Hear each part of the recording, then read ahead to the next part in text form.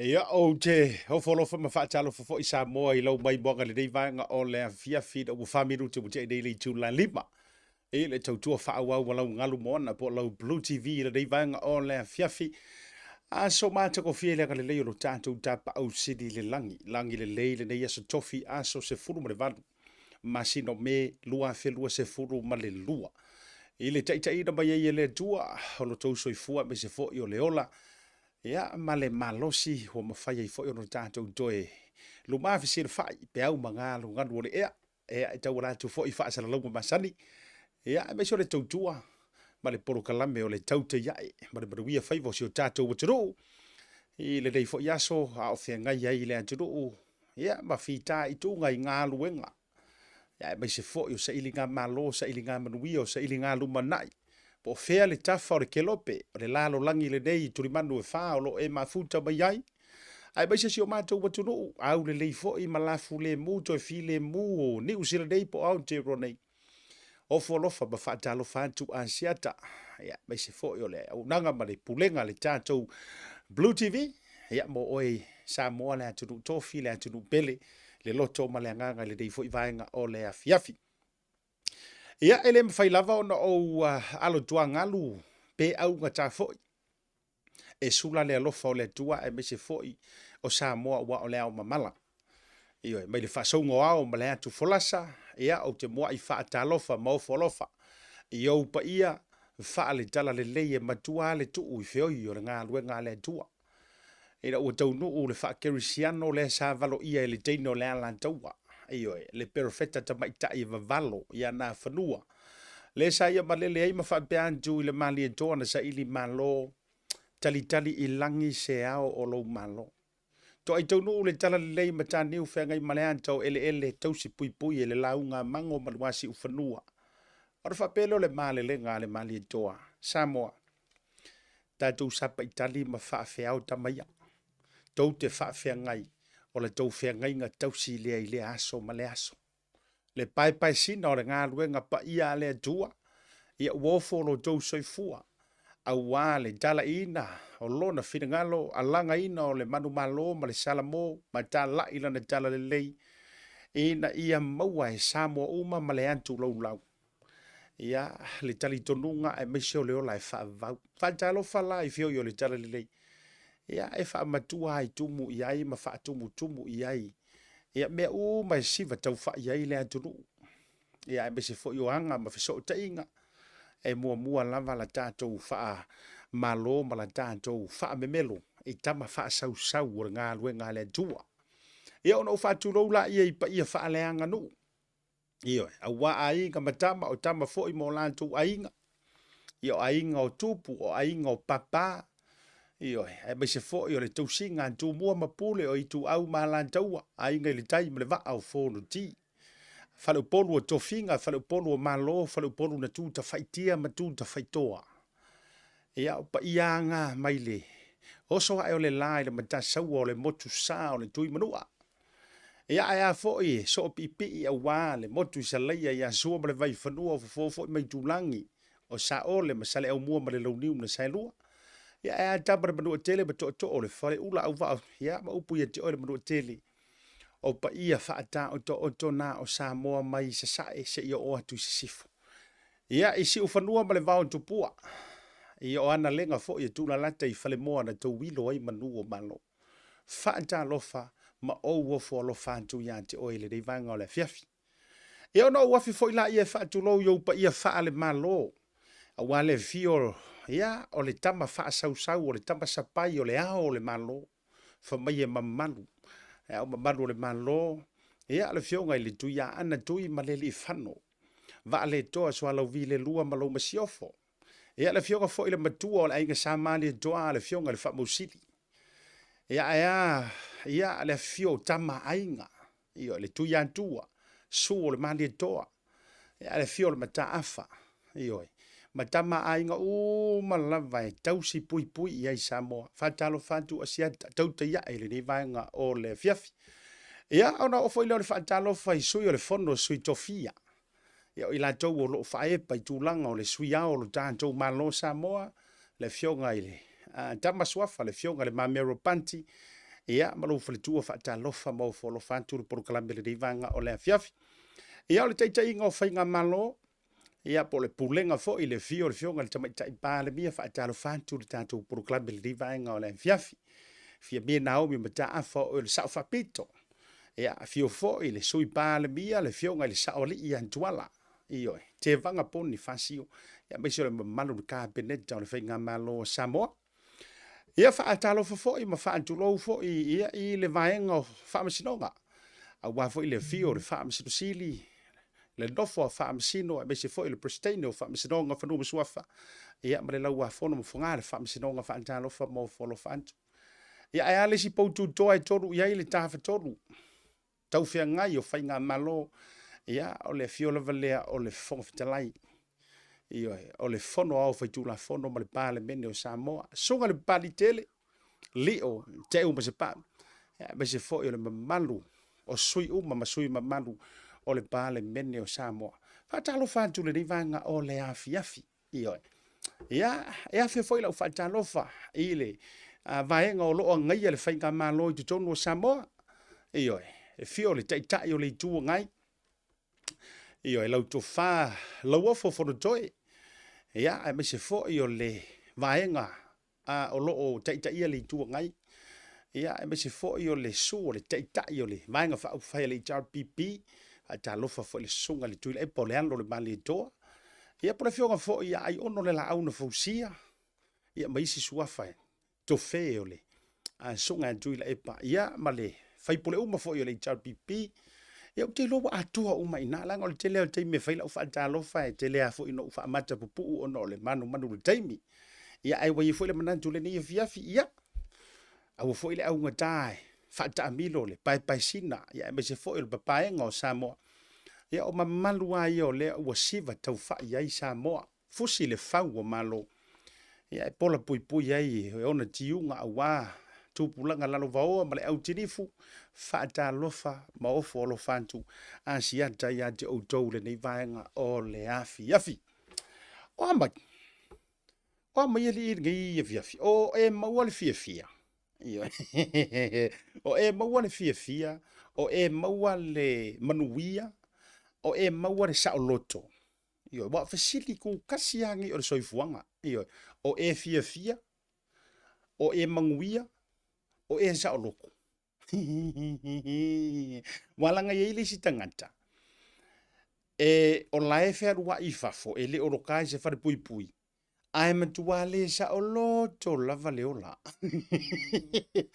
ai e ye tangata o lai to tono le to ese a ore sa'oloko i olona loto molona mafaufau a talo fatua i ante o tau umai lungo le porokalame le vaega o le afiafi ia po fea lea e te mafuta mai ai mo moli atu o lo faanga ioe ma fa manuianga ma fa malo ia te o le vaega o le afiafi ia tatou i fola ia se o tatou fa talo fai wo ma paanga ma mai i lantou e filifilia lava le nei au nanga ia e fai mau so tu mau paanga i le afiafi ma le afiafi e oi lo pisi e fa la lava lo taimi e te mai mo mai ai ia ma tapu ia foi fai vole proclame ali Blue TV ia me se foi o le Tautai A'e le nei vaega o le afiafi fa malo mo folo fatu lino sulusi fa tail ma futa ben vaega o le afiafi me se to fine asa vali tavu io fionga de valasi fionga de mata vateli atalofa mo folo fatu le vaega o le afiafi Rosa Rose no te filo ma ma futanga fa atalofa lava le nei vaega o le afiafi fa tail ma futa mai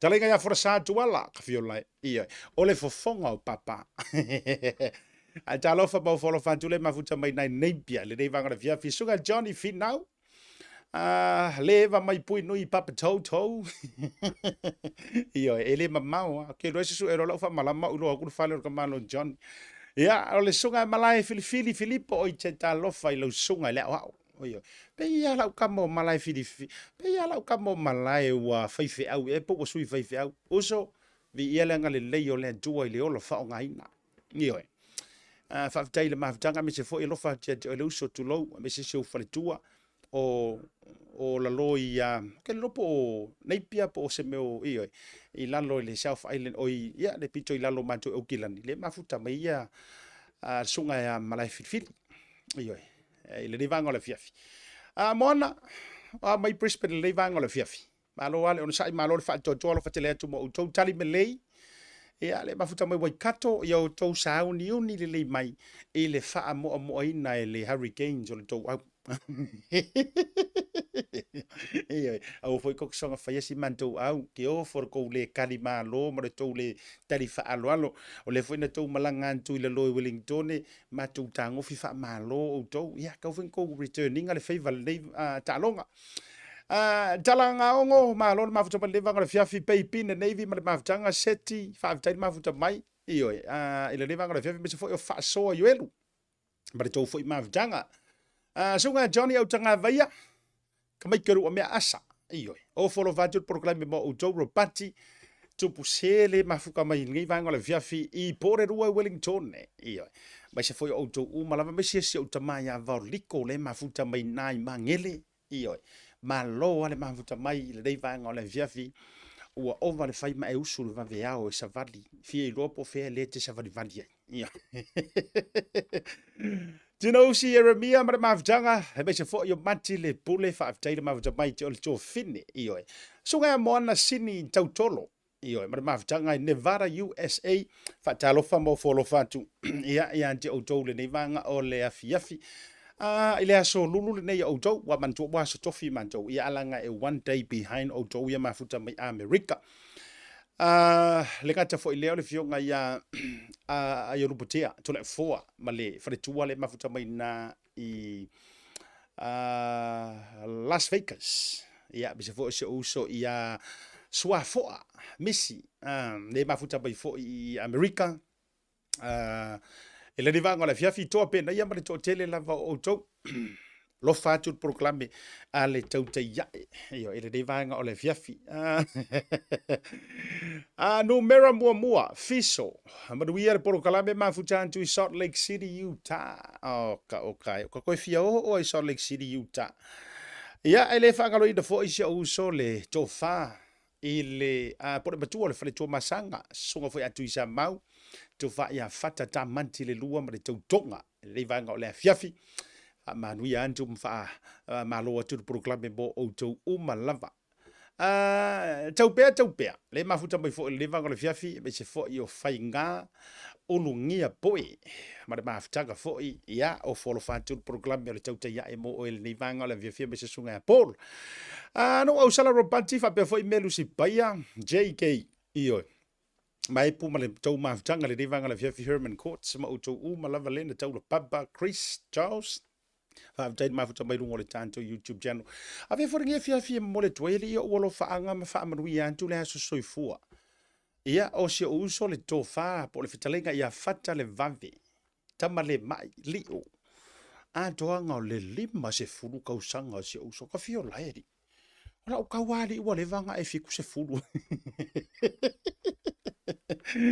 io e ale mafuta mai na I mastone io I warapa manuia le tua ile atoanga o le lima se fulu tausanga e afalo kusa e ke lima se fulu loa e te lima se fulu loa lo no winga ua afalo soifua mai le selau kausanga io afa bela o lewa e lima se fulu pela se uso ya fata de vapi io lo no winga o le a e to esa valiare si lima se fulu ina ia maua lau selau awai pi o le whaangau ngau ngai o malo ma whaangau ngau o le loto ia maua ka selau awane I whaapere tanga tafu I le fiau ria loka ongo se fulu poro ka fiku se fulu wai pi o lesi toa tele pi e kau kiro fu I le a ua mawasa ka fiku se fulu pe ua lava fo I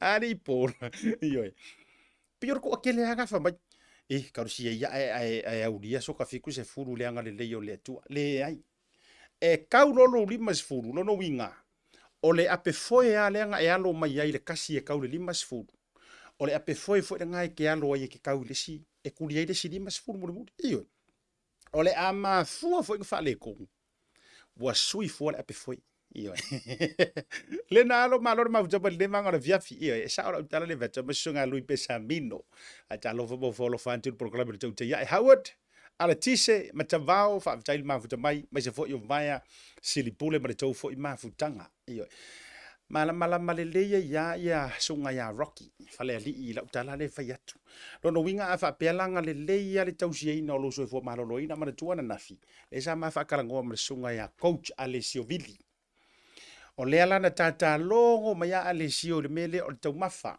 ioi e le a fa ina ioi le kau oversize fo ile lo kau mafa ai ia tau mafai mafai sina au ngai oinga fa ngai oiro kingo fai singa u savali matulanga fa pena e mafua la ona tele na tau ovalo malima se furu ama kalope ka u kifar ka kova mafua kifar va wa lele wa sui fu le lifestyle la tau ya ai mole toi fa molianga a fa pe fo le na ulia lo aso soifua ile ne yaso por ngai va yaso ya toi fa mali antu ya lo aso soifua fa tai ile tua ono tau sanga tele wo fo ina red mayama marolava mafutantu I manu auso manaya tele la ukamo red io e fa pe moni au manu ava pe manu ala vale e mafuta mai ya o mai le tau I manu o mai le tau manu tasilia motu o la umoi mitinga yo o ya io to be honest okay yo e manu kukuila wo ka fa fie ya ai tasilea fo ile le fo to do list la fa ta ngon menga bucket list po le basket list tasila le bucket list o le fio I manu e te tau fo I ona langa ye siku la fale e tele na tala no fa bea ia a faye ke kala manu ai te tau fo ilana e o I manu ma tu lo ele manu lo no wi ia lo fo lo fa tu proclame mo auto o male mafuta mai manu susi ta vita au kilani mata tu au kilani New Zealand ya talo fa fo ile batu or fa tu masanga maulolo matuloa maulolo e mafuta bai fo ile vanga ole afia fifa tai le mafuta mai ya me se fo ile lango logo sua I por kalame ia ma fa sala longa ile afia fi Francis siose me se fo ile wo yoelu ma le oto umala fa afita yatu ioe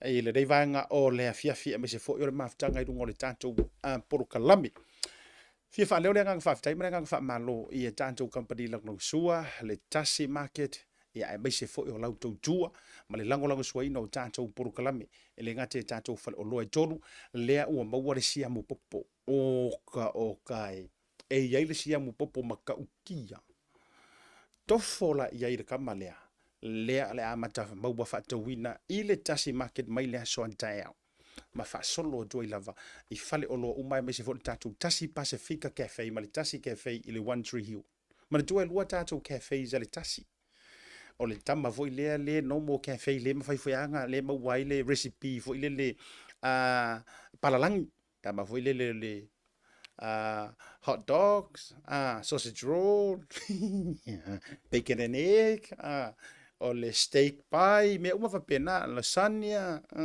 io o le Samson e ke mau ar kamanga le One Tree Hill or kamala le Tasi Market le Tasi Pacifica Market le I GI ia kamala ngai ke mau wai lona ko inga recipe le kokoesi sua fai vai salo io ia sa wet kamanga siam popo panikeki pai fala pai masinga pai peng io tamalanga e ke mau wai no winga la wala ne ngalo ye joy e te afi ye fai e sina fa tau talo fai se uso ya te o matavui io o vai ku sa mo fai e papar ko inga swafa le wa swafa ia o ele to ina matua atalo fa folo fa tu livanga la fia se foi la le songa pre fionga fui avaidi de skia le mafuta bel livanga la fia Joseph fa le I popoli fa tai mafuta bel livanga la fia fi o tara io Molia tolo faanga fa pe joy le man jo wa pisale lo mua le lupe foi va ese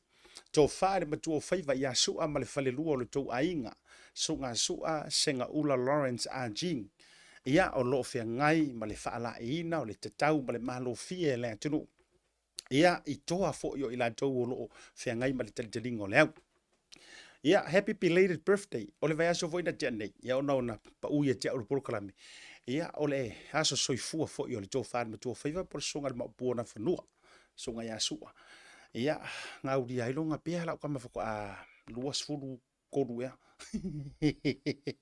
ia ia abria tu ila se soifua le dei vanga o le fia fi John Joy io le na e maua te maua uma me ai nei o te whaasile silantu i le Tasi Market ma le Tasi Pacifica Cafe ma ka uki ai a me sera siam popole la maua mai ai io o le siam popole e ngā o sia whapitoa e le vaenga le ale harvest i nei la vai New Zealand o le company lea por business lea ale sunga ia pali ia ma le wharitua ia lana ia ila ma ki sales manager la mai ka ila ia ngoi Naomi ole au le yo ka ngaka ia tu sa ole kofo la siam popole io ole kofo la siam popole ma tua ma tautia ole mo ni maule le ia se ko finge le ia sina le ula vale wai kasi fo ile nga sau ai fu i Tasi Pacifica io kefi ia le na tonu la mo le tolo fa nga ia njo e ma le tonga ia pepe mo tai ma le no fa ia me se fo to fene manu wia ia so le ho le lo se ma ku vai nga le po me au i ngi usila po le ia se uso ia sa ula ulu yoane me se fo ila ka mo le vale le waki ia ma le sa o le ainga ia pala ia ma huta ba le vanga o le fia Zopi tua fale male mabtanga no le falta tu fa malo ka ko shout out ia mo o to fo tau fo ina fa fetai lo to lango sua ma o mi me ke va mai JK fele te mafuta mai ta lo farsunga Joe Brown le dei vanga la fiafi fa fetai le mafuta mai ma mora robati o isole fa fetai le ama mora le ko ya lu ya si friend o ma mora io sa ke le no o want to fo ima batuna yana o loa ma fa tau fo ima Tasi Market ma mora ko fo la i de pang pop o ile fo ile ngole le siam popo ko fo la siam popo le ta illo fo siam popo le pingi Samoa a o le manongi mana yo le lo modi kongi i kong a batu le di sia ile fangu siamu po le ale uminga ka kia ro ka poki e te paualo si amo ki kausa mi kwa ai pi kumu mai la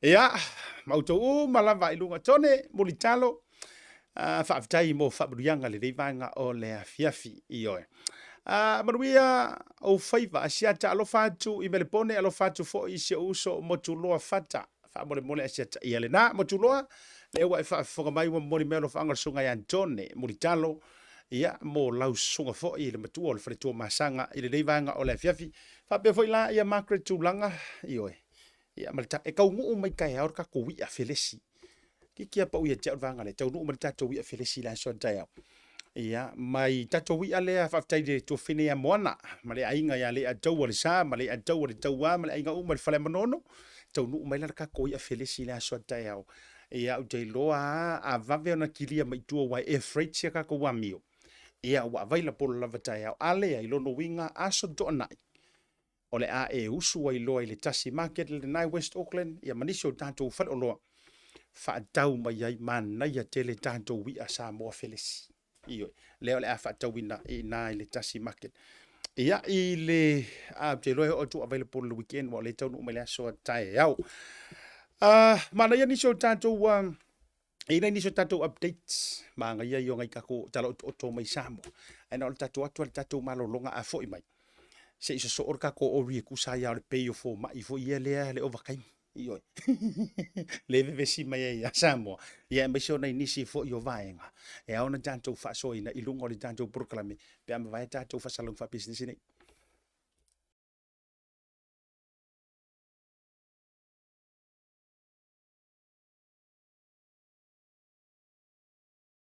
Talofa.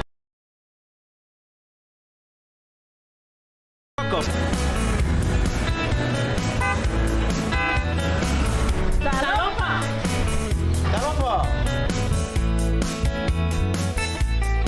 Talofa.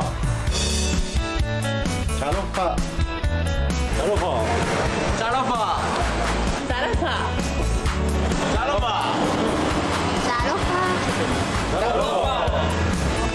Salofa. Ua iai foi au nanga i lunga al Pacific 40 ma le maua app. Mo nai tatou ainga, o lo alala i atu no mau.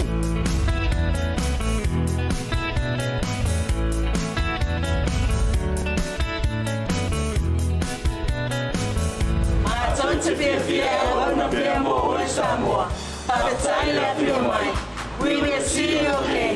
our place.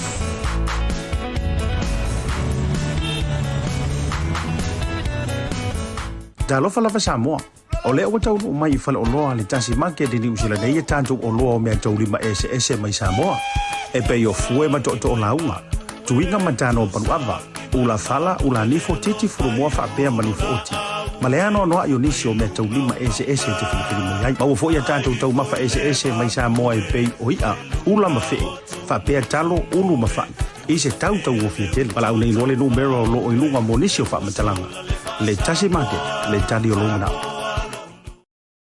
Tay biora wati le u a fatoru lava le July 5 le tau tua whaawa walau Bluwave TV mai se fo I o le porokalabe o le Tautai A'e ma le manuia whaiva le anturu o le deivaenga o le afi. Ana rafi sa o tala noa tuwai se update mai lava le ansona na fi tusai.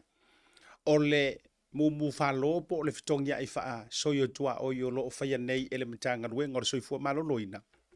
Ai mai se le asosi o tausi mai Samoa. E tusai lava o le kokongia o overtime. Io le sa fa so atu fo ila so na fiute lo le na vatu lava fo le tala auto la tauia sa tupu ila so na fi.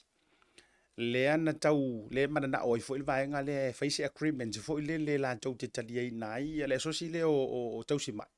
Le fa pe mai. E mana ia fo ila le fa nga mai o la to overtime pe fa pe la le kokongia.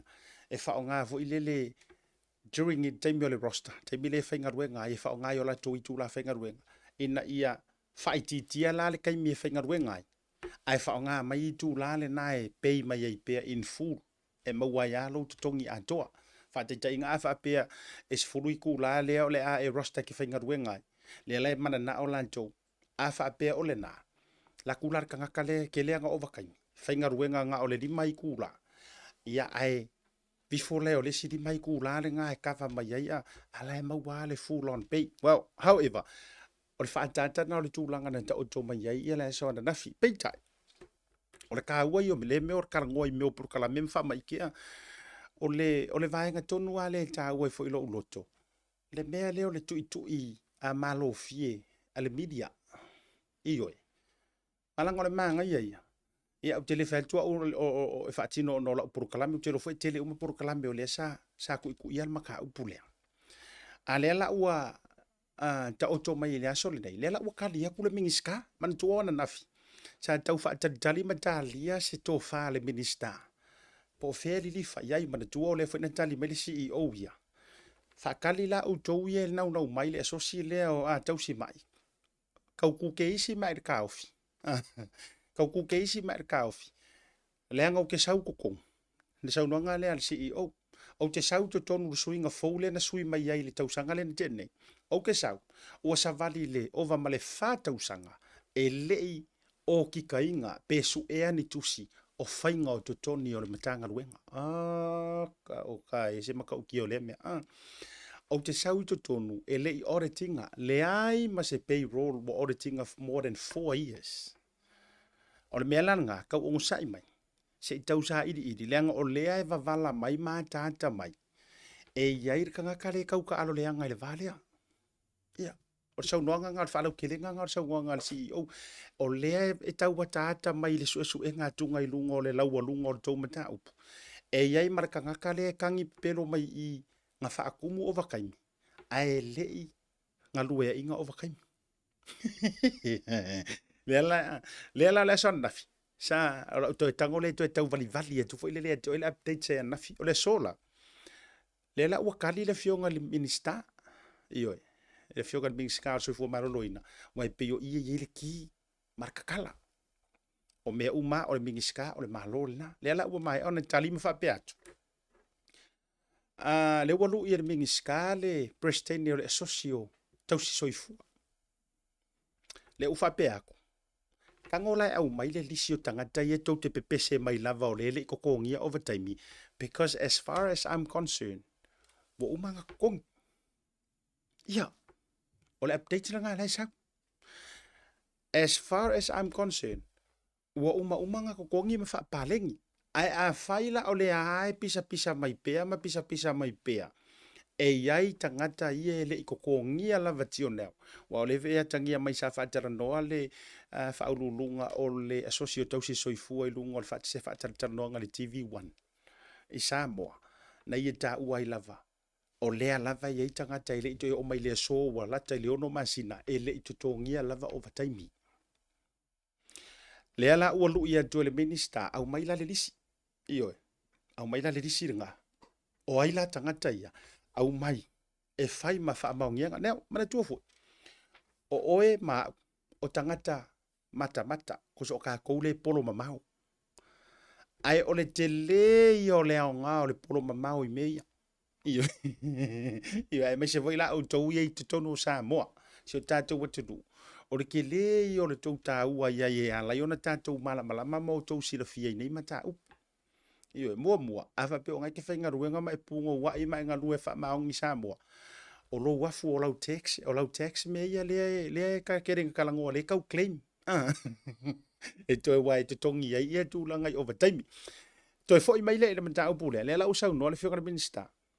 Fa mole la. Au mai la. Se au mai ngala le lisi. Mai le lisi o kangaka nga lea ko ke pisa mai. Lea nga as far as I'm concerned. I loa. Ma mantou fa maunga. Wa umanga kongi. Iyo. Sa no ngana le fiona le minister. E sa toi fa mafafo e le fiona le minister. O nge ia maka upu mangi mea kau overkaimi. E le o se mea fou. Now, mana tuofo. Pea no fa yatu. O laulea issue i lau tiro i mata upu nei. My issue is sa kukupu mua mea ngei. Ele iai ma se kau faa fefe nga iai kuo ngei mea fo ile le pe faa pe mai la strike. Ele ai mangisi. La toi fo i mai la utala lea la ukango nge vaku. Le la tatu utala no issues. O issues ia tutupu tutonu o matanga luenga le malo. E a fuai o nga iei se faa fefe fo ilele a nga i faa pe faa sanga nga i le malo ma faa pe atu ole amatu te e mamatu soromuli. Awa ole upu moni, ole tele o tangata ia ua kau wala au akura kaiminga i tangata ile lango ina le whainga malo. Tate vai atunga, o la ua suggest to the point where la ua whamai. Soro kike, o ese. Telefoi tusinga ia ua whapea mai. Sa ili manguia i fafo. Iyo, sa ili manguia i fafo ili sko me maua i ele mo se tau. O la ula fesili. Ai se anga le whaia ile mea lea e kausanga wa kua ngai. O fesili kele ngai lo mafafo. Ai se ana le whaia i nei mea i tausanga wa tua nai. Why?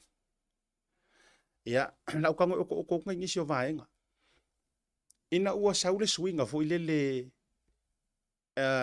i tausanga wa tea e whaasanga koe whainga ruenga whaakasi o e marau ko rua.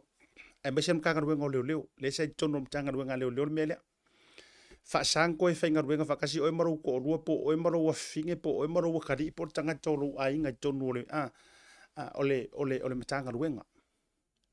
O issue nga sa kakaunga makua kuku marosi mai ilunga. Yeah. Langa o issue le waka ofiele si income. Completely ka ofiele si income. Lesi tamau ainga sa sau ko kongolo ainga. E kau si elau whangau. O lea kau ke kalangoa ile issue lea makanga ruenga so fu maraloinga. O le overkaimi. E le o lusi lau ngā ruenga. Ai o wiku la ye le o kokongia mai sa e whainga luenga, which is e leise si e nau e ka lafu se si lea e tawana tongi a o le winga o la ufa tusa i mea ia waka vai tuai nei ma le kulei mai isi ma isi fo i whapea mai wha ma vai loa kia i ngā ruenga ai o i whafo lea ngai le o le lei e le o amana i e whainga ma lo and all sorts of reasons. O la ula fesidia la inga kongo fongo au. Moka whapea. Ai se anga le kupu ai ngai, ai se anga le whaia i ngai mea i maufukia uadu. Ai sea. Kausanga fo iwa mawai na matua laua lunga le whika o whaia o ngā la tauia. I swinga ngai ai ia makanga ruenga o a onga. E a awhia i ngā ruenga e a awhia i tutongi. Ele ia mangi mea whapea. That's why O ia laino ta whaanoa noa mo ta nofo whaangoa ngoa kele. Ile influence kele o mea iai talu mai a le mea ngā kupur whai ngā paloka. Kusa o ngei uma mea uma ua matua a fia ai so o se mata whai oi, ma so o se mata ngaruenga, ma so o se mei koko ngō Samoa, ua a fia mai uma ona o tai na malolo ma manu malo mai whai ngā paloka. Kiro e, a iese upu ke wha ingoanga e a ule le mele ngā kupu mai ngei i le whaia inga ai ma le fio ese ai. Wai, e le ma whaingo ka whaia ku fo i le e sa or whaia inga sa kaunga le lau wha asoa ma mantu lafa fo ia uia. E le ma whaiona o whai pape atu. Le ai sa kaua fo i le fastianga koe ku ule avangoa i le HRPP. No, o le nganga o le whai atu whapena, leanga o le ua umao na tali mai le wha masinonga. Ua umanga kari mai le wha masinonga. Whether we like it or not. O le ua mai le kari. Whaia inga le skama. Ai malo le skama. E le aia ma se mea whaapea mai. Ia, o ngā ua mako wa ia kura a kaua unga kou a whai ere kaua. O le mea la lea. Ia koe maria mai o ere kama le ngau malo. Koe sau ia se koe wha malo kas. E le ma se mea whaapea nana iai. Whether we like it, whether we accept it or not, ua tali le wha masinonga. Wala ngai le mawhainga saule a kua kari mai le mele tu lou lava. E le mawhaina saule tua mafio mai Yesu ke riso. Ma tu mai i le moto tangata ma whaapea mai. Ua mano malo. E sa o ale HRPP e ser fast. Ia pe whaapea mai. E tu mau ale sa o le fast e ser HRPP. Lea i le isa ungo me whaapea ngai Yesu ke riso. Lea ngai o ai suri va ai o lea tua. Lea ta ua whaife au ma whaafea ngai ngā tu lou le pitola au. Ua whelau koha i fo. Ua whelau koha. Ioi. Ai ai la se mea ta te tango ta ita e whaingo ai le mea le wakula i mai ngai. Lea ua safa umai ma so o se makanga luenga. Ua milo ai le whaaporokiki. Ke lola ukala, e mawhaina uto e whaingo ai na o le COVID. Kusa ua uma le mea ka ua le COVID ki wha mai sao. A o le mea kongua le ka ua le COVID ki le porokiki. Ua pe pesi le COVID ki lea. Ke lo le pepesi o ko viki le e o mai le so o le e o mai le so o ka le fai me fa ka se isia ainga ia vai le leanga te le o le foi o le ko viki le por kiki o ia o ki kilo ai e lau manu ia mai loani fe lau toa inga le makanga ruenga pie e pie ko e fesili ngia e kan ka fainga ruenga le mingiska ai wo mai fo ile le wo come publicly. O ka aka fo ile mo ka whape a kalo fai. Ua pisia fo ile ko viki o le porkiki. Yes. Yeah. Le ai ma se mea fo ile. Vai fai lao e, ngale ai le soro te te e u te manantua ina, paua le soro ke e nga kupu lata mai le taimio o tu lai fo ile HRPP. Paua le soro ke e le nga fai. Nga o swing o le awala. Mana tua la, ele se mea na makanga ruenga na mea nga. Ua a fia ai Samoa atoa. Ku lai mai lo ma Samoa. Soro ke e lo marko akeli. Ia. Lene tau la mua i fo ia se tasi o suafa se mai le fio ango. Ia se mantonu i lauli, le fio nga fo i leano le sao ia mapasua to i loa. So nga li lo ia manisio i la tau sa tau la mua i le na mea. Paua nga vaenga nga makua ngo va ai loa. Ia ua soro ke ko akele leanga o swinga wa sui uma kusa wa sui uma ai mea uma e a fia uporu masava. Ma foi ave ka vale ele o se mea se matanga luenga. A o issue uma fa alo ko ifale. Ia nga sa ngo mer fenga malo kuai. Ia fa malo lo uma ngari i ko ngor makanga luenga leo. Fa malo lo ia ainga me uma ile ka nga ko po le ale fa mai fia se furu ka usanga. Nga whai ngarue ngai le kama po ki ngā. O le ainga a koa le o le lako history a koa o le loa. Po le hama lea. Nga makua o esea. Nga solo kiki. Nga kāpenga na maka ngarue ngā o leo e challenge le ngā mea. Ngai ai ngisi nga kam apa whistleblowers foi ngai ngau mai ka mai ma fa pe mai ya ma le fai nga ma lo ngai nga kai ngai ai ngisi. Ai masisi. I know that. I know that. Tio neo. Ola ye yo a inga le fai nga ruenga mkanga ruenga tio neo. Ma walulunga fo ia. Ka kire ka ua kola tu suafa. Langa kire manga awe e afia wa umai fo ufasanga sanga e le fai nga kanga ka fo ia le au vaenga fo e le fia kala ngoi issue ai kala ngoi kanga ka. Ai olai ma walulunga e. Ai o ya la to ma to ale fia ha.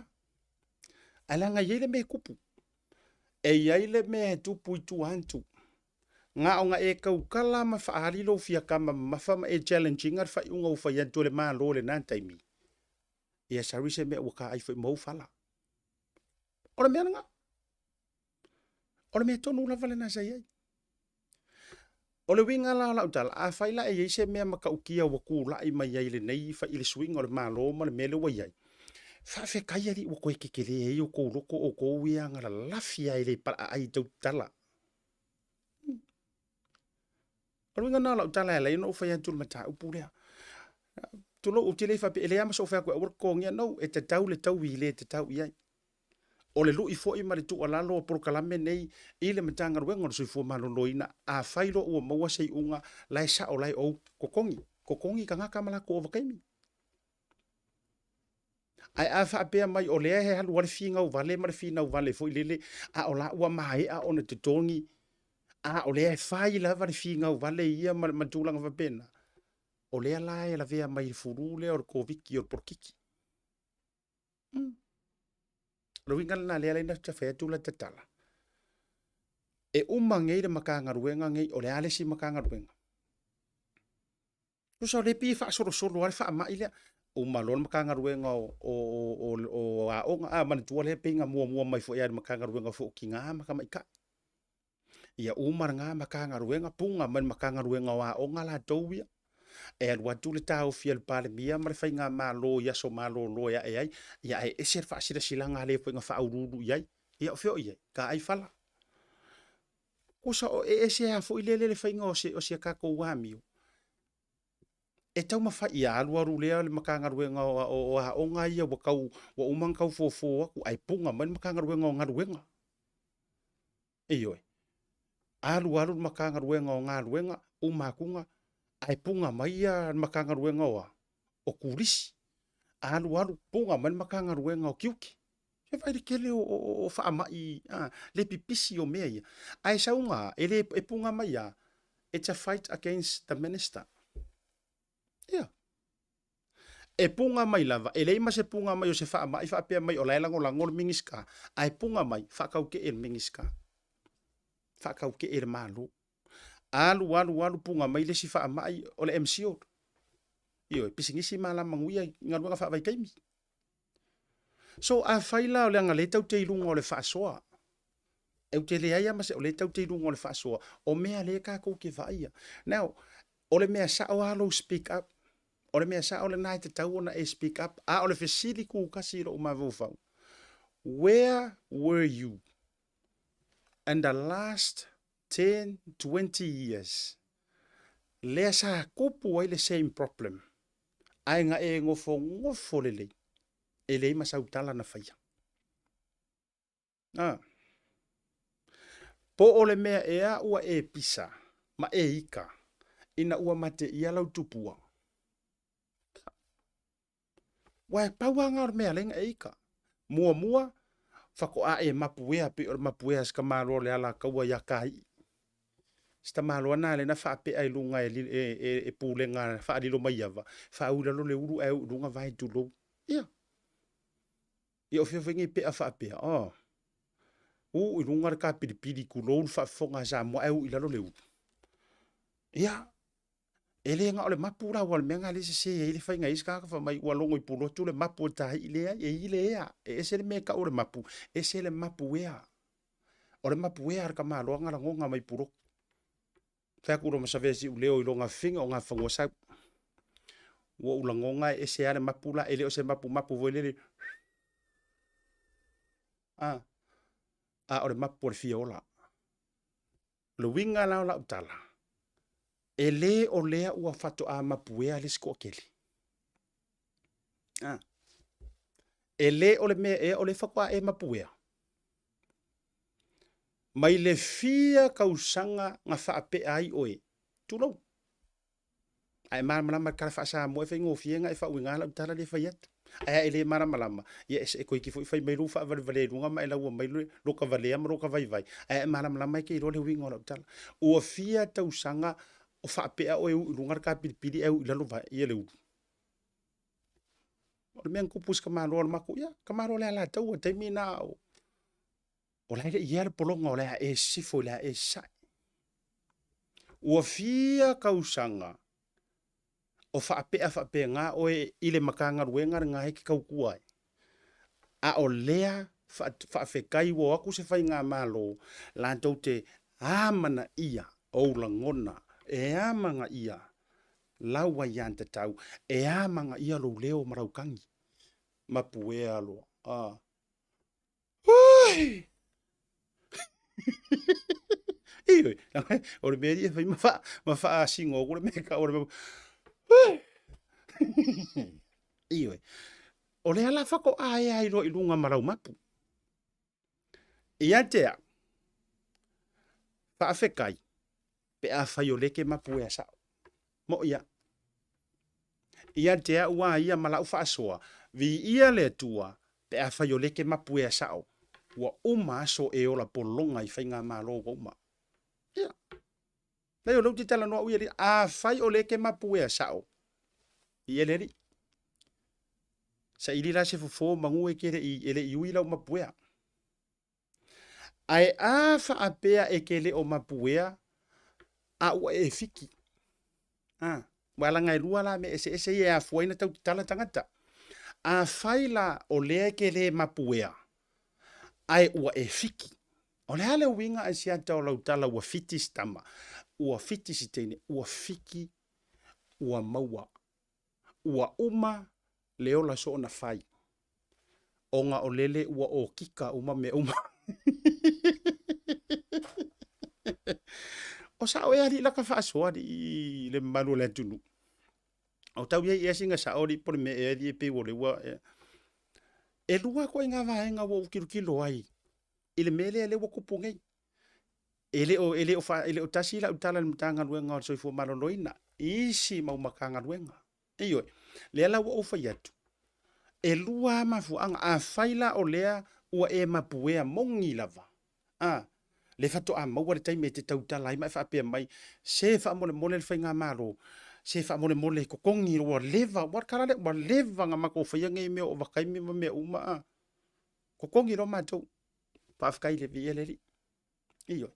Ai a whaapea o lea ua e whai o e mawhaai ao. O le wa e whaai loa, o le aluingo ngā mea o le whaai loa. Iyo. O le koko e ale moa, o le vivingi ale moa, fo ile le ua whaai loa wow. E vede mana ia e la kuar whaasoa, ma vatua nei upu, mana nei ia o le vaonga ngana i ke sila fia ifo. A whaila o le ua e vivingi ma e whaai loa. Ma e whaai aku, kongi ma ko kwa leanga kere o ko sale le ye vanga mo wala nga ila tala fa pena sale le vanga mo are wo ko mai lo fo yari i kau mu ma me nga fa iyo afa bela o le wa e pisa ma e vala au ona ua maua ia wala nga e fu ia o le fa mai le fa au lunga o le fa mai le fa au lunga ole se fa kwala la ukala le ai wo mana tu ai lai le taimi le nei mai mali ia o fu ti tala no ai i u ti tango au mai me sa u ai a o avea le sunga fo ma ia Dr. Alec Ekeroma ma faao le university sa yele kai mi a o faifi na wa inga o malo a me se lava fo i mengi o prokiki sa yele kai mi sa fisilingia so na fina ngalo luke manga kua fa tala no fo nga umma lo fa kala nga ma fa ali manga kur sunga le foma alla o lar ka ngo va ya ku ngo fa pe mai HRPP e sa wa kala ngo HRPP yoi re maria ya se fa ku kala le nga le wo mana tu ne ina ua uma ona mai ona faatala noa iso na finagalo ma taimi fo'i o fekogi a'iga io ae mai se fo'i o le kamai gumi le gai ai le makagaluega o a'oga fesiligia ina ua fa'alili finagalo o si fesuga i le fa'aoga o le university vice chancellor ia anga uma o ka vai kanga fa mai HRPP e sau ai kalango HRPP a lea ua me mai ngai i sia forma lea ua me mai loi i fai longa kiu ke ia ile tūlanga la walunga o ele ise sia mi o kongu a ono o fai le me ngata ilo na fai fa sanga aku ma fai aku ile asosilia fa kali ele o se makanga ruenga ele o se pulenga o ko fai mai ya lele aku ror se lengi fa kali o leu ke fia o leu ke kilo fa tau sanga ele o ki kainga le payroll la mtanga ruenga so fo maruenga kau ka fi mai la uko se iso mo mo me ai va ai la ia ile fa sanga mai le si vaenga fa mai vai e fast e fast vai e fast longo sole ole e ali fa mai le mo wai kako ole e ale fa ma ile mo lo no winga e fallinga mai a e faia se me e le fia ai sapotasia o nga fa lango mumule oi a e faia se me le fia ai sapotas wo fa lango moanga oi ai a e kule va wo fa ai a kule va ole ale lango le la ave pe kule va e wala nga e fua ile sau no nga ale fa urunga fa kali e fa kausanga o le fa ko ako o vakaimi ka i fa masinga le u ko fikangi si mai ai a o leu ki kilo aku fa le kausanga ele ai ma se su e kusinga ma se o ki kainga o kako pe ia makanga ruenga kango role o le tangata e pule manga fangafa ma ke le lo ma fau ma fa pe ifo le tioa la le kaukakala le si au vaenga le sa ka fili sa ngoi o vakaimi le la peisi la uia fa soa ile sau noanga le fa udulunga le anga o la ye effect o langa sau ngoanga ile makanga ruenga a faila ua sa ile vaenga lea o ila ya kangia mai ai sa matua sa o loto matafili sau noa e fanga ilunga le meole overkaimi malulu le meole overkaimi mafua isea wafo ilai loa ele su ea kau sa o ele me ko fa ku wa fo ila e mauti no ele su ea so le nga ka ko fa ngaruenga ka ko pala fuma iyo nga ka ko pala fuma nga ka ko uma ma ko inga skai fo ile le ku ro le pule au kafa ele ma sepule alu bo oi me ele ona ve lo job descriptions wa fa ya iyo wo ai me ele o sau job descriptions wo o ia lo fie le pe a kur pure pe sa fa yo o kafa ke ia wa solo ele la vele solo ngo lau le ila nga ale wa ela ku solo le lau le pule o mai la ngai pu vai wa would you like another water la fa ingu pa le pule iyo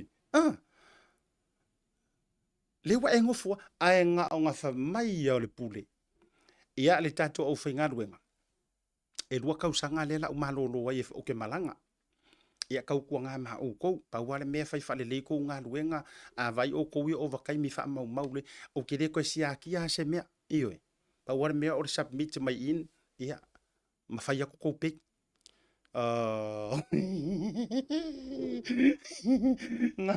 nga nga fia ele i ona ka vare le pule ele ia ruese maloko a ale sa fa sole ka milo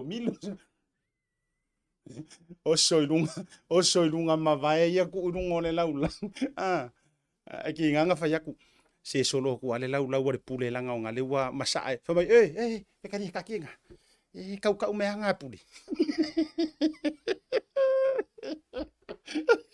ali lunken ali ngaloma ia fia kere ka ia va onga mal vaenga ya ele na le yor ka ko fa so ali ere ka ise se fa akai o ala ngola sao ia wa fia ni taimi ele ai longa e ki angi si longa ka ko por kalami ka karango ya fa fali e to lai ti ani si longa tato por kalami ma fa maongi ya yang ngaru nga sawa ai ya yar ka mai kai mi ngai pi pa fu ya e fa rongo ngo wa e se pos e o i pure la ia nga uma fa mai soli wa over kai mai le ai ya ka ke popole la ngai e ka ke le over kai mi alo fa mai se kusi lo over kai ai fa rongo ku kalar ka malo kusi lo over kai mi ai fa rongo ku ngale fa mai e rua ka usanga ya lua inga ole submit al me fa ye de su ya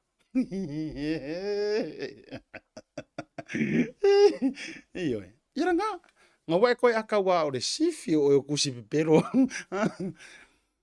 anu bi kala le na le na fa ya tu la utala ile nei lava mata up ka ki ya la le wala nga ele ai ma se kala fa pe mai ole ale ko ngia ele ai la u ke o fa ya ko o me ya fa i se o pule e lo le ya se o pule le fio nga ya anai o ge sau no ko i make sure clean me uma iyo akumura u puvai ai fa tu na la utala atalo fa tu le fio nga le sapo le tofa ya soalo Andrew le mafuta mai tatu fa lo Tasi Market le sa ora ma kwa pisi ro fa lo le sontao tele ilan to wela to fa tau sempo ma fa kali ka ko ya felis yo a me se foi auto uma no program o binga nga le fetu ila utala o ai se awa la e karosia pe fa pe o e karosia pe fa pe o le wa ma puea sa o a fa pe nga ke ma puea ya fa karkala ngo fa le lo ma ka up ai afa pe o lea ua e punga nge irunga ona ua e te mafua mai ona la le to e ele manu ulu la e koe le koe maua ngai la e le koe maua ngai fa mangu yanga ia sa e ka fili sa ngoa iyo ora meanga ora mafua anga kongwa nga la nga fikiresi mafua nga fiki wa foi la nga le la le koe mawar kama ai mai se la pe fa pe o le ke fa ya va ai ngoro ko lua ya pia iyo a va pe la le ke fa ya va o he le si le nga o le senyor o va kai mi ala o sa le fal fa si di barka mar ko lua sali kai va vele nga manga ba ya o mo fa kong ka mai o mo fa kong ka mai ki la wa iyo e ro foi ma ko ku sa pe ka sa fale ngura ko fe la wa right over time ma me fa penga suilo mar fainga malo o aku no ko kongu ia fainga malo e manu i tupe manu i tupe ma tu mai yo me uma ama kalonga monitor mele kelinga faiso oi ela na le afu inga fikiresi o vai nga ma mo na wo manatu e fa so atu ai le tu langa le ia fai ma vaenga fo ile mo o ele mafuta mai tonu o matanga ruenga na malo ele fa ko kala e te lo amu ia oi alo fa ka wai io e me se fo ia le uso ya fo no ti lebi amu ia o ele ke fai nga ruenga na malo amu ia oi ai a fa pe fo i o lea lava e ke fai ale me fo ile le o lo fa so esa o lo fa so e sa ma lo fa ki nga ma lo wa tu I ma tu langa uma e te lo le me mali la vai la va vai o ka e ni tanga tanta ma mai ma tama fa na wo tato tu ele onge anga va alo tato tu o kalale ele onge to mai io inga ike ifo ua fa pe o ele te no fo I lava ma ngofo I lava ma e fa ma fanga I lava nga ngofo ma fa pe mai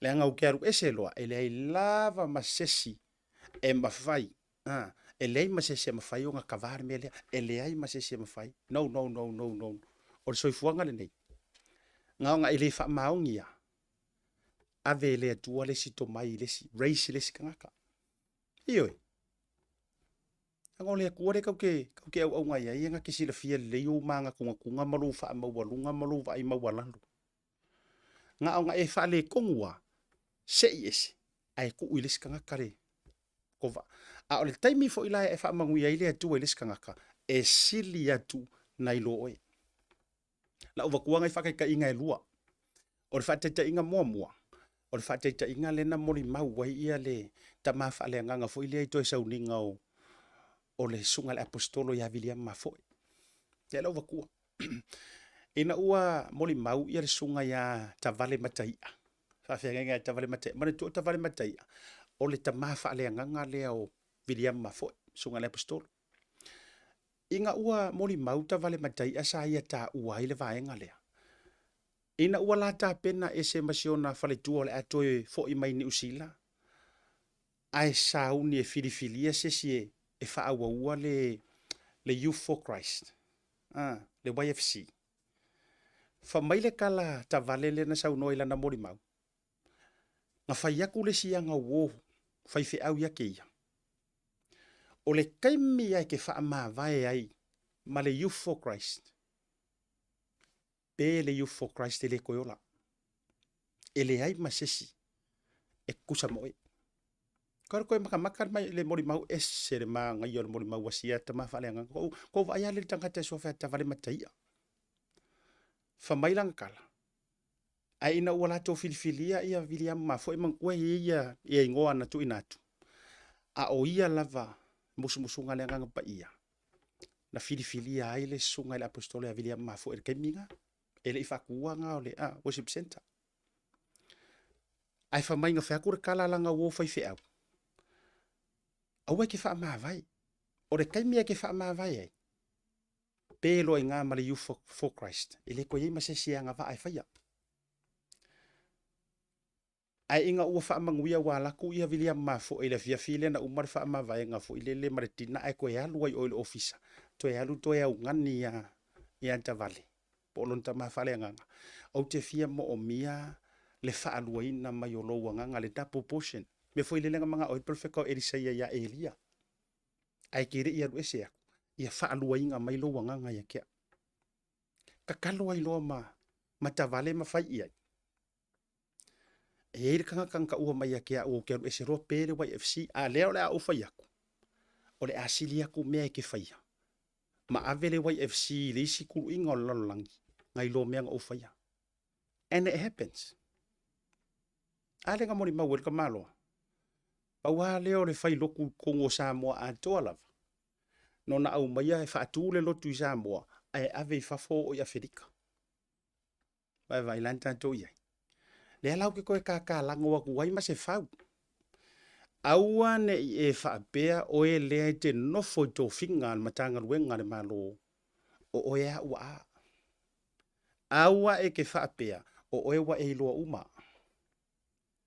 ao o ngaru ese le nganga o le kuanga e fa ye ya umeanga ave le sikangaka fa nganga ka mavale vale e silia tu le fa o nga ino le tangatana e vai lai le ola le YFC o fealanga pe saua ko malo Viliamu ma fo e teika le mea le lungor vangi mongi ala ola eu ka ko vai la tato ye o le manga ia o le switch le nga na fai mai le nganga ma fai mai le loto le lei o le manga ia o le mea nganga o fia i le kala le wo fa so na fai mai le mali lienga le lei mai mau peanga fa penga le mali lienga ka ko ka i o le malo what do you think mai fai le manga ia o le principle le nga fai mo len mai ka iro ia o pena e mau au fa manguia i o lo ko ngo fa longo o le mea le o lo ona inga o le sikangaka aua e te vai mawalalo aua ke fa pe mai ele a onga ioi e fai maumanga ele ngi fa ilonga nganga kai i fea inga le palaudi o se mako wa onga nga ku vakasim sak pa ikiam palaudi aua lava la nga a o nga fa tu la i ele tuar kanga kanga e sa war fai fa ko anga avele avele ka inga ile me le i kai nga au i ile le fia fai fai longa o a ia na ma ngai ia yor swinga le nga fai ta vale matai tu lo wa swa fa na fa fenga nga wo fa nga ina tu lo lava ma nei ia yor swinga le nga fai fa pe ta vale matai e le i fa longo le kala le nga fa mai langa wo fa fe au awange e ku kia ia le YFC e ke e se ro pe ro awa ale mana ia mo tangata mua e le leilanga whaalongo le anganga pa ia. Lua, e le whai kengia a. E le whai kengi. Ia. Mana ia yo se mea e kangonge e whai le mea sao. Vai lang no foa ave loa. Ave malanga whaamanguyanga. Vai uri whaamanguyanga. La uka kalo mo e William. E sili aku mea ole a e whai. Ka o kala mahanga ia. Ia. E le kau, kake le kau au ili ilia. O te le masani fo i tuloa. O te le i miti lava. I le sunga i le apostol. Ai ua lava mea woka va ai iai. Wa lava na mea. E pinge wha mauai. Nga release male anganga le leilau wha manguyanga. Ia. Ke longa anga malolo le HRPP. Ana malolo le HRPP. Ave lo le wha manuyanga sunga ya tuila epa. Ia fia me. E mo iang kako nga kusira sila ia alanga o nga wha manguyanga. Pisi wha manguyanga nga saum kwai ka. Arwinga ora utala. Ana malolo loa. Ma wha pe atu. Pia me. Sau la ia. Sau i ngā whai ia mawhai. Eoi. Whai ia mawhai. Sanga iange ai ora kai. Lea ole a o sau o ke kāpuai. Ma o ngofo il whale o mata mata. Ma o vaa ai atu. Ai ai se me whale kongu. Kua mai. Tale manga ia. E foi le mea rea le nga ese fuor porkikia Samoa, ese mai porkikia palangirang o porkikia Samoa, e ta aui le tō whā.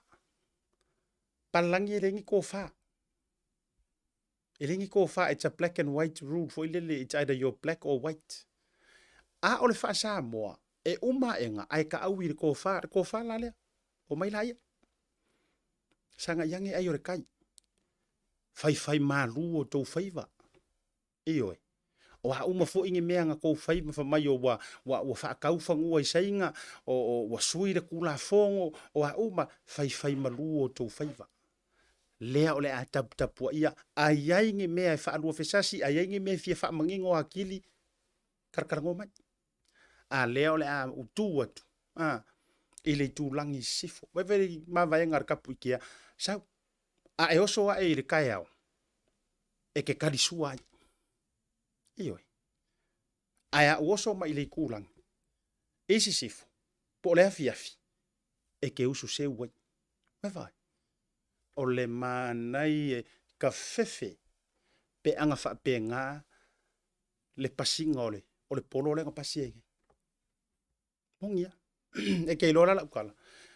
E uma e ngai koe wha asanga mai le whai ngā malo. Koe wha ki e le ngā wakua le wha alo le masalafa. Ongia, o ke lango ngā yo kingo, ke di whaanongo ngā mea, pa te lango nai tino mantangi le lei. Ai a se loare ka ngā kai whaalongolongo i ai. Pai whaila whafonga whaila le lau kango, wake ea wa saulo o loto le tala lea, wake ea wa saulo o loto le moli maule a tavale. E whai ua kako whaasoa. Whaftai fo ili anga ngau le tua wa mai le nei whaata inga mantango fie. Mankua oe, e kolu ka ngā kai anga play i. Sunga William mafoe o le olon tama fa nga ya tavale male wo ka vale fai au ele ita ua suafa male wo fai au ka vale le sa fautua ia il sunga ya tavale matai awange e ku fa wale iwe awa in other words awa ke resign fu awa ke FCA yer ka inga le YFC la nga pengi anto maila il fa porkiki le anga yo stanga ta e fautua le anga leanga yo ska ka e fau ko leanga ke roi sometimes o mata tu fa tara no anga sunga tu la epa po le tamaya tu la epa a o maka le o kele o te tau le fa longo i me i lana sau no anga aya o maka go le body language he looks so tired he looks really tired foi lele makuai mo o mia la vai le toi ina. Se ka ngaka e vai malu langa faukua. Ia alanga e whaingakiri. Whaingakakiri. Pe afa pe o aso uma. e vakuse ku ala lor kanga kala la ke ko rua fa ale le lei o so ai lungo por kala me ka ke vai ku ai o ka ka ke vai ku ai si ka mi pi o fia kali ko i ia ale pe persuade ku la vai au fai fesiti ia malalanga ku isi mea lalanga mai isi mea fa tu fu mi kana la utala o le tau wala ia le nei fi mo le lau tele o le tatu ai nga por kala me mo o ele te mafuta mai avea oe maskanga ka fu ile le vakua se fau kuanga le iyo kangoe ona les kangaka kangoe ave lau fa manguyanga i les kangaka aua fo e te tu fa maunga o le songa nga iyo aua e te tu fa maunga e le or ku fa manga fa mai lisi ro makua mako se vai aua e te tu fa maunga a faiolea se to mai o se anga vaa ua tofia ai o ele atua i te tautua ai kaukua ma fa mau aua i te failonga tangata aua i te filifili tangata aua i te filifili taita ioi falau kele ale ka ku fa so o ke filifili kanka la ngai fa mai kala kusi aua fo e ke kaukua ngia kua se ko alua e na nei e alofa i leisi be fa sili leisi ai fa ko kuanga i leisi a faia o ele te fa fonga mai i to tonu ole o ngā ruenga malo public sector ar malo public servants a fa pe ole te public service ar malo le ke fa ruenga whatsoever ai e ke le fast ka ko aru ia upu sa ai ke le lango fa malo please have some respect ma e kaukua ai malo fa maungi lenga o oto o suli ngau mako ko kongo makanga ruenga nga yes o oe o suli ngau mako oe fo ile te fautua ina fa aleanga nuu ka kala le leila ko fa ka kala le faukanga iyo ave le leile tu walalo e te tau wai matausi e le file mu ia ma e ngalue mai lo fa mao ni ma lo failu ai nga ko siro ai ia fai ulo tanto por kala me male fa so le ni vanga le fiafi ia ile mana ia yo le tulanga le o ta oto mai ile to e fausi e no le tato market i savalalo ia o fo ile fausi e ngore market o fai e fo upu makala tato e fo o ile fausi e ngore market o ai nei mea ua fai e lava fai tionga i upu matala matulanga malava fa pena fa mai le la o e faule makeki ala ele ko ngia o vakaimi fa fonga me fa la tala e ala ko fa yaku se o ke fa yaku o fu ya auto talo sia lava ora utala kalo sia lava o tangata ye faitio talo sia ile o kanga ka lai ko kongo Samoa I am hoping and pray o winga ngala kala aftai le to fal vai mala se tala ngolango sa o le se o maftai o to a finangalo i o fa maungia I am hoping and pray o tangata ye fai kio i le free market ki le ama fa mai o langi milionga la ave fa mai mauai ala e nkamai kupe o vakaimi ai le o kokongia sa o ipe ki oh my good boy ai e fa fe la isi fale ke kele nga fai ila mau kausa se fisili la lo mafufa fa fe la le kupe kele nga lu le maleva le oi ki avea la waso solo i le vau fifi fa fifia le wafu isaki koa la le waku ku fa bela la u amea mawurunga umi fa bela fa fifia nga mea ole ale me ole fa ye upu matala ina mea a ole a ko fa ule makeki o se mea matua tala feaunga kala feaunga le ngore makeki la isa valalu ole makeki kuai le mela it's an icon of a makeki Samoa ya soya e fonge ia le melenga ko mai funga le a o kamakua e kama makua sa valalo ole la ole ato e fau ale fo wo mai fo ile ko ke le mo fai mai ya e o so fi fau nga milionga manga ma be fa pega ma ro mo milionga o va kai me fo mai nga ka o kai Whātua i fo. Le winga le nā la te tala. Ua ese a le wha mai lea o le kōwiki al porokiki. Ua lau wha ia u mantua i lava. Ma manatu le lei o tangata e te tau na whai. Wa lua ko inga mangaku ia wa iai. O le whaikio po o lo langolango. Le ai mangi mangaku fo i o koe mangaku mai e anoa. E anoa ma wha apea mai. Whether you're fast or HRPP, it doesn't matter. Ai ave sao lo mangaku mole manuia lau tele. Wale koe maua ka manga. Wale koe maua. Pa war mele wa iai. Nga e HRPP ya o mea u malava e fai e fai ngā malo e o ona uma. Tulo. E o ona uma i lau silisila. Ia. E ka fefe ke roe pau wale mea o le asu malie ya o ele te fia nga o lo kau o le pua malafo ma e fai kio i mea uma o lo fai. Pa e o ai poro ke kere mirionga e o awa vatu wil paelo o suo o anga ese o whangavao mea aro fo mai. Ea, e kuwha mai a mea e tulou la vale ngana ma le leilo. E kuwha mai mea ngai mea ai.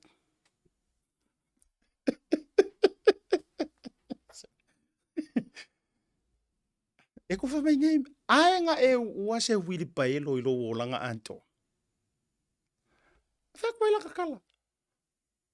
Pai whai leo wingo la utala ole wha mai lea leo o whakwa i leo o wha ingoa. Lunga ora prokalame. Leo o wha ingoa ai. Ko viki al prokiki. Wa fa ua fa o onga uma mai ona o le fia to ilalo. Wa fa o onga uma mai ai mamana tu le lei.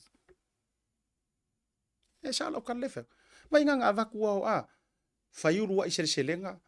Ki nga va va ya ku le sikanga kaya. Ola le mea ai o lo fa uma soloi ai punga mai runga ua oi Samoa. Ua maki kiva Samoa. HRPP ko e fo i mai. Ai o tele i va ai i lo uolanga antoa. O ke le i va ai fatasi. Nga wha apea se va ai ngai ka mau ai ngai tu malo ese. Nga ole kasi ya kalo mua yang ka ko va ai yaso ia. Nga o kalo mua ku wha kasi e mai pia. Ma kalo mua e. Ia e whai pia e o mai masavai. Pawanga. Ai sa tato le i va ai ata mau ai ngau i tu malo te itasi. Lele wa va ai. Ala o lai. Ola. Nga e ngofo eva ai ka mau ai ngau o sanganga lua. Sanganga lua ngafi. Na e nofo eva ai le tamau ai nga o ano ama. Na e nofo eva ai le tamau ai nga o fale alupo. Wala nga ako karangoa nge i ama tau sisifo mangu ikua. E ko ki whamai, ia, maki kiva. Tulo, ioi. Nge ngu umamau maki kiva. Ai angale ai la le whaingalea. E ke le sila aku. Ala, o langi mongoi ka amu. Faula lai mai ale sama le modi pe o le sama o auro. Ioi. O le winga la le nale, ala ino ta whai atu. Ai ua o ona uma mea uma. E le ona o le tangata whaitio. A o le na a mata mea. I le wha o nganga o mea uma. Ia. O le ese ngara. Kusa o le nga a maka mea nga koko inga le fatu o ona. E la upipisi. Ai ka fefela. Ka fefe. Pe a uma engei. Ai mangui ai lo ainga. O le a lau kala afai. O le a e a lau tala o le a fai. Pe a uma engei e ke faikio. Ai uma enga ku wer farkio a kauro ainga onga okupeia. Ia. E ke faikio. Ai mai se foi o tou i o faipule ia lea against le melea. A ole mali o e foi ngai ua le power melea. E ke faikio anga wa kuro farkio aka. E ke faikio anga wa kuro fale. E ngofo koso aku le fongo fa avae fai ro fale. Fatuai.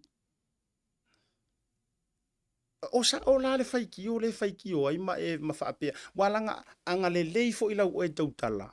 Ana le lei le tautala o tou nei o faipule i ke kee. Ua leva fo inga sui le ngana tangata. Ailanga o le mele kupu.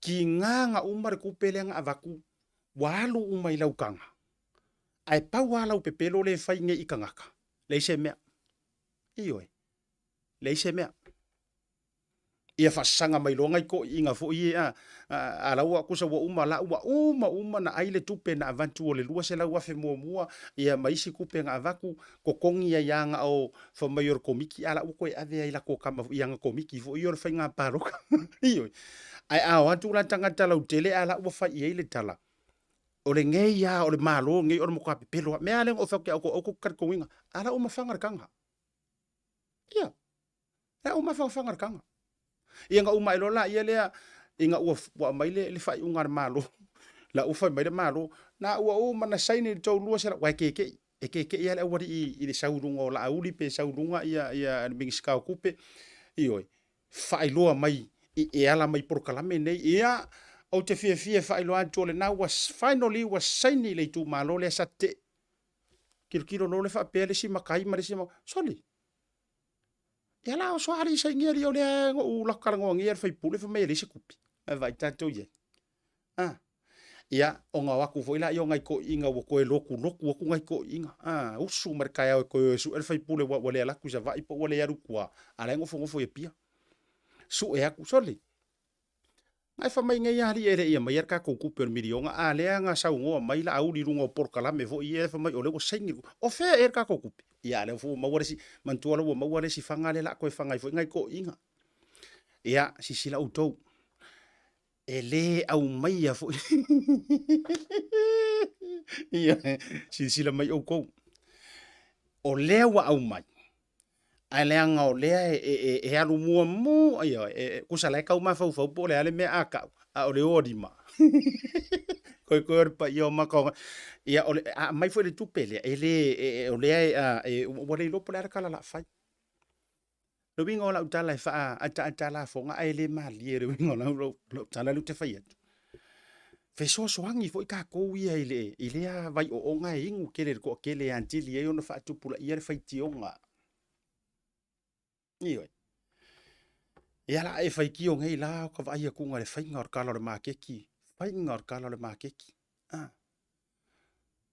ia fa vitai tatu fa vitai a le makeki mo ko sira fia o le fa ku pe aku ni usila ia vai la ia ile ta ua tele vai la ile ta ua o le toe fa malo sia o tatu fai nga pa anga ioi o le amanga ia fo ile ni usila ma auskalia o le tautua li ia kanga kai fai ku ngi fa kasi le vai nga yo ko sira fia ia me se o tatu o tunu a fai atu la ni ma tu tu la lo a ko ki feika ai ta ua le tu la lo le lei ese are ku ala lo ese le mo tau fa leanga ioi ese be nga rua o le matou tu ala lo la o le kupele ava ko faier ka ko makeki o le me alo fa ni usila ya Samoa e fandai mele sulu milionga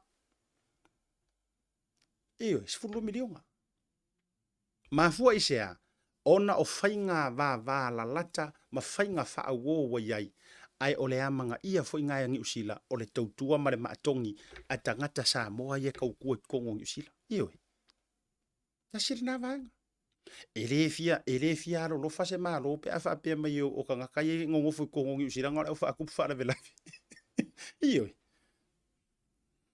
ia ai fa tau ele tanto watu ia le tulanga o le tatou ngalo lue fa tasia mai ia ka ko ngalo lue fa kasi ioi mai tatou ngalo lue fa tasi ia ma fa mai a fo ile nei paia inga a uma fo ile nei paia inga ke rola utala a uma le nei paia inga la to fo tua ile si paia inga ona to fo I mai a leo le pawa le nga sa ngo ai se tasi o tai longa le katoliko ia ua tu ua le malo ma fa ma vai le tua na ngaluenga le pawa le nga kala ngo ai ko maloa po le fionga le ake ko po o le pawa le pale mia le tua ngai le pale mene a o le pawa lima o tangata wa fo ilanga nga o ile kai mila fai ele fai nga paloka ko e sau fo ilo le pawa lima o tangata ina ia toe palota e toe filifilia teita ya sa o le ya yo tato por kala belena Mai le sunga e tau wai por to fa tau wai. O le au fai kioa e mua para pala e makiki. Sa o le leia. Ka fefe e ka kala lo le makiki ke lo e mua vo ia ilu makanga ka ia makua sa malanga fa ngor por makiki. Au te lo na ona tatala lava fo le makiki mua pe fua. I vai o le au fai kio. Ia. Lo fa te mo o tolu tanto o tiro o le vanga o le fiafi. Mo le tolo faanga fa pitoa lava. Ia inisi o tolu le fa to fa e peru ngore tanto por kalame. O le fa so na le vanga o le fiafi. Ia. La foi fonga va tele ia se upu o le tauta mali. Fa mangalo fo ile to o ona. Tatou ia. O le matou ngaluenga. O le taulongolongo. Tu walalo. Ia. E leo ye se anga tonu e tūlanga ma tau te le whaatonu ina fo i le tō wha Samoa. O le alofa moni. Anko kua whapenga. Ngoi, waku yo au kafa. Antalia le lei. Ale ai. Koe fo i mai ai a mātou. Ia au mara porkalame mamaku e vai ia mara mātou vai ngai rungon tātou porkalame. Ia. Whaamtai, share tātou porkalame. Ne vanga le viavia lofa tele mo au tau malava. Lofa tu fo i le auso. O lo ngalue nga fa vai tai mire nga tolo lo ia matou i usila ia Australia so nga ta lolo tikeri lo fa te le uso me se fo o to malava te vanga filimaya me to fo vaenga ia me se fo le uso ia weni te wala fa pe fo ia fata ma le to au malanga nai Australia ma le uso ma tu fa fineu mo lo malanga me nga fa vai tai mi fai ia le to ngalue le fai le to fai me le o to le o le ato e tatala mai e Australia mangi usila isi mau vanoa tele ioi e o mai ai nisi o tātou ainga le fo boto tele Samoa boto e fia fo i Samoa kele kanga boto e fia fo i Samoa ona o le poloketi ai mese o manuia le wa amantona nga solo le tātou boto ele i fausia Roma i se aso stasi e le mawhai fo i ona a toa se lau pase ngai se paia inga se kasi ioi ai whaafetai i le tua o lea lava e tātou te vai an tātou tau le tātou te talo foi mo tātou te tai lo fa te le antu ia antipoto fou ma uto uma kene le mafuta mai lungo por kalame lo e pou va fa tai mo mafutanga me John fi nau ma uto uma o ia pineru io ia ma le to tele lava io e amisi ia ila uva ayo to suafa ia o to te atu matangi o lo faanga mo por kalame mo uto uma lava le panga o le fiafi tātou filo ila so teo ma o stato malo e fatala no ile fiafi antai au abrode fiafi e siata fale malu male o nanga ale tanto ngalo mona Blue TV ile nei va ngole fiafi lo fatele mo auto so fu me manuel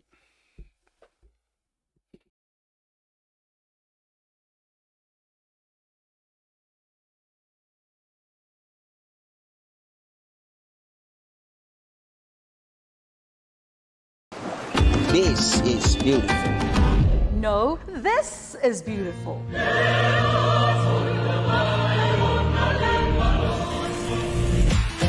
Come on now, this is beautiful. No. She is beautiful. But how's this for beautiful? No, this is beautiful.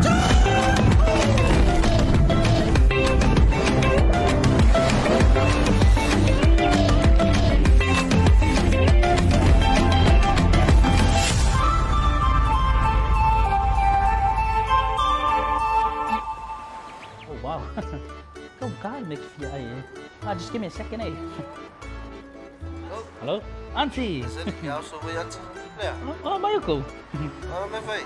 Cho điều số, có ai xem mày sao cũng quen chị và thôi mà lunch bắt đầu kiểu.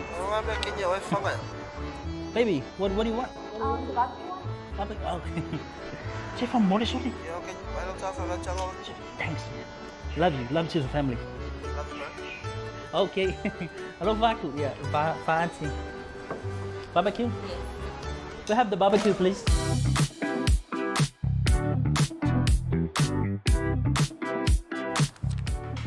Talofa voucher.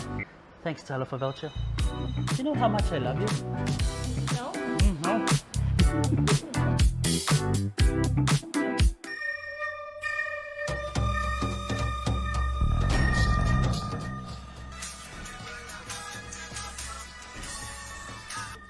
Hello? Happy birthday, Yus! Cheers. Yeah, happy birthday di mo kwa makiva. Se me kana mo vile kwa i. Amo yo ko los fanga mo va ko lo talo fa ka sa repente los fanga o tamisina. Sorry, e fia po. Ah, seri. Anga me kasi los fanga o si pe fie po. Uso, kan yung kokongi member fufu. Ja, okay, so voor. Pauze. Thanks, sis. Send love to the family. Okay, bro. I love you. Love you. Maroso. Oh, talo po. Welcome to Thomasin. Maro. Pe, pe. Talo po.